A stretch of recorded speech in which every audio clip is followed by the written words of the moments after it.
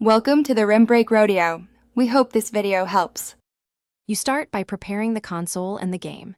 Sign into the Xbox profile that owns Fortnite and make sure the console is online and has reliable power.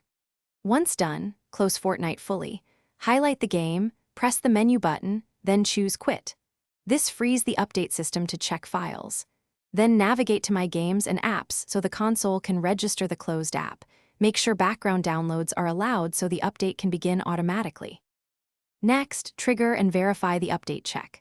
Go to My Games and Apps and open Updates. Xbox lists available downloads there. If Fortnite doesn't appear, highlight the game, select Manage Game, then check for updates to force a query. Make sure automatic updates are enabled in settings so future updates download automatically. If the update status is stuck or shows pending, restart the console to refresh network services and the Microsoft Store cache. Then check updates again to confirm the new patch appears. Finish by letting the update download and install fully. Do not launch the game mid-install because that can corrupt files. If installation fails or errors appear, power cycle the console. Hold the Xbox button 10 seconds, unplug 30 seconds, then restart.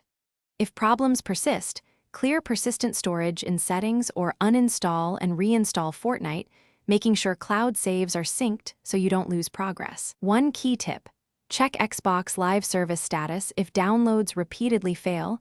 Sometimes the issue is servers, not your console. Thanks for watching. Consider subscribing if we helped you.